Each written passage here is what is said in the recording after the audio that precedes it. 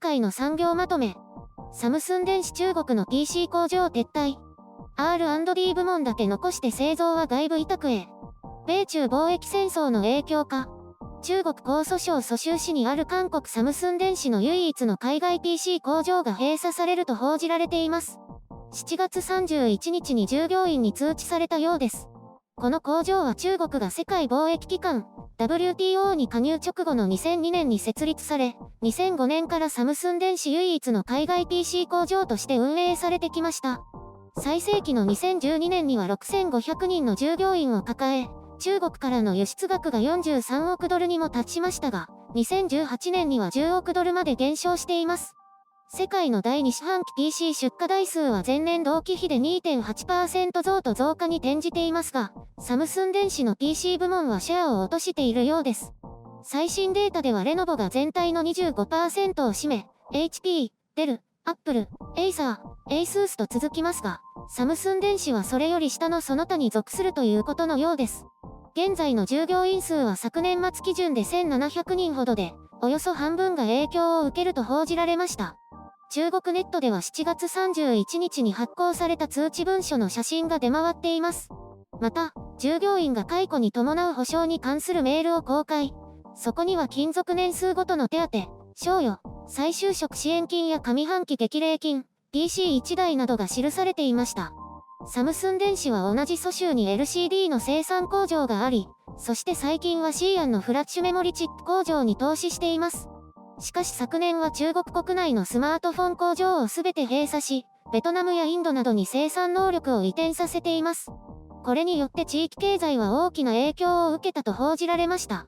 今回の動きは中国での人件費上昇に伴って、組み立て工場としての優位性を失い、さらに米中貿易戦争によって魅力的な輸出国ではないことが影響したと推測されます。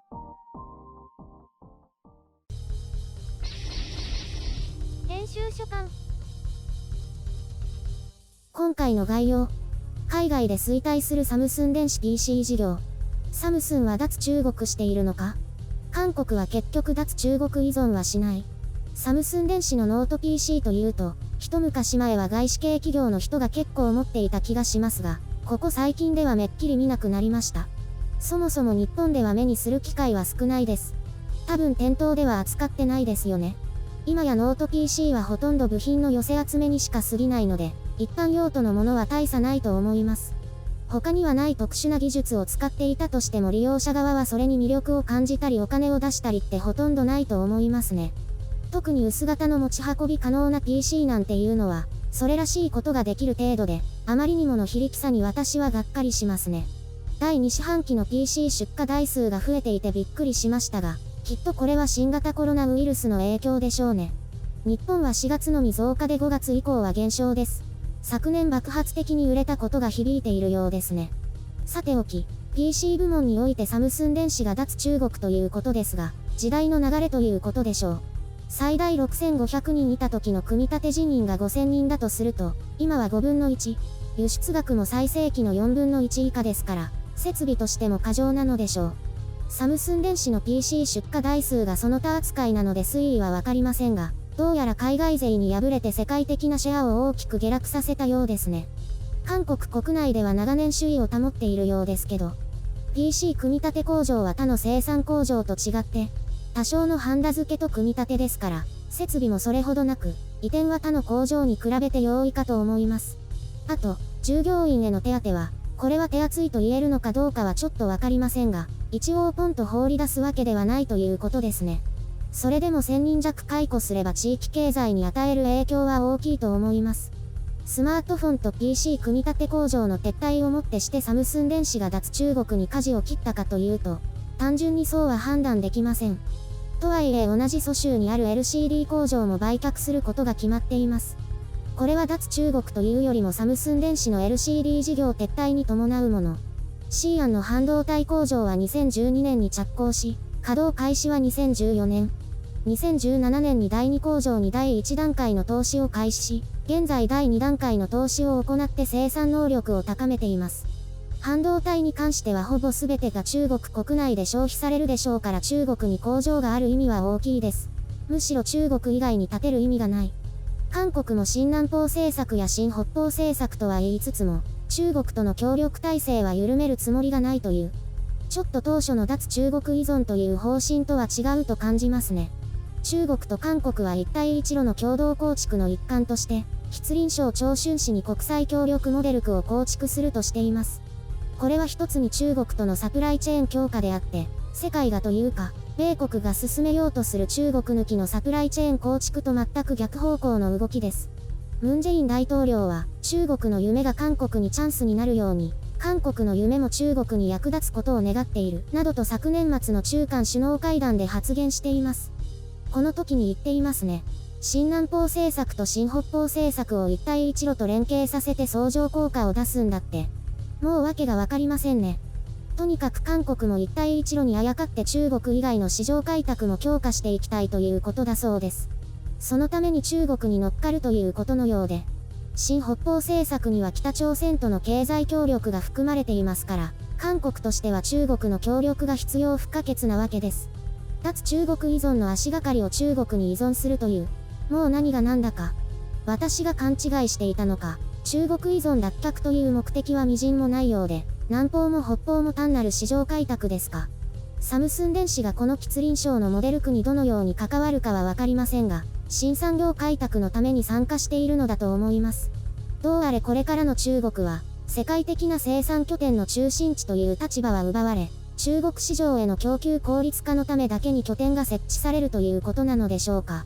何かこのモデル区も、いいように技術だけ盗まれる技術流出特区になりそうな気がしますけど。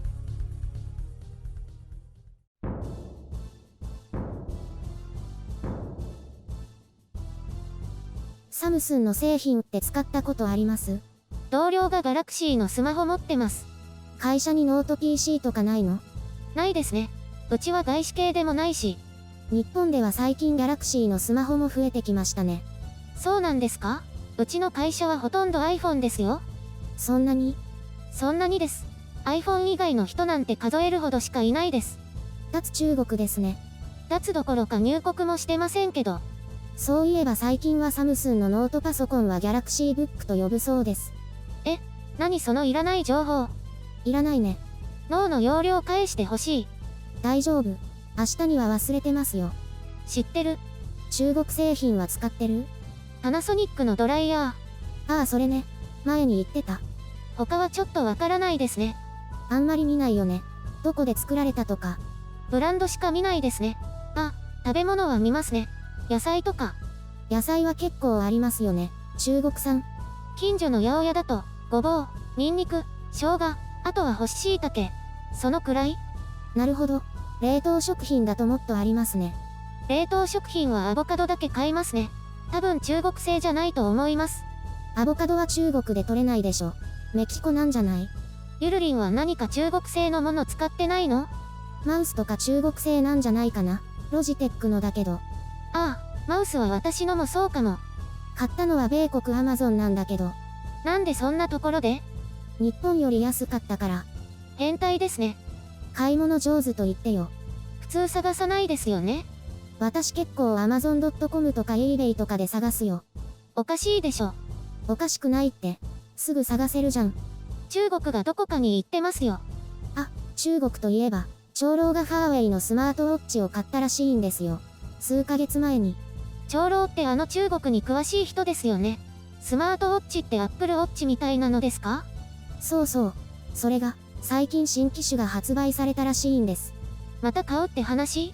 いや、発売された途端いくつかの機能が使えなくなったらしくて、怒ってました。それ実話ですか？まあ聞いた話ですけど実話だそうです。新しいの買わせるためですかね？そんなことないと思いますけど、本当ならちょっと怖いですね。そういうのって視聴者に誤解を与えそうですね。そうですね。たまたまかもしれないので、皆さん話半分ということにしておいてください。私、ファーウェイのスマートウォッチ買いたくなくなりましたけど。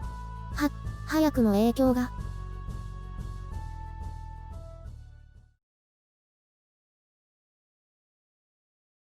前に冷蔵庫のやばい食品の話をしましたよね。ああ、まだ2年前に賞味期限が切れたニンニクチューブなくならないですけど。あ、私もまだ1年半前に賞味期限が切れた柚子胡椒チューブ捨ててないです。私はまだ使ってるけどね。私は使ってないです。よく使いますね。加熱してるから大丈夫だと思って。そうじゃないんです。またやばそうなものを発見したんです。今度は何？カビてた？ちょうど3年くらい前にパーソナルトレーナーと契約して運動を始めたんですよ。もうそんなになるんだ。その時入会プレゼントとして、いちご味のプロテインゼリーをもらったんです。プロテインゼリウィダーインゼリーみたいな銀色のに入ってるものなんですけど、ー？へえ、それを2つもらったんです。それがまだ冷蔵庫にあると？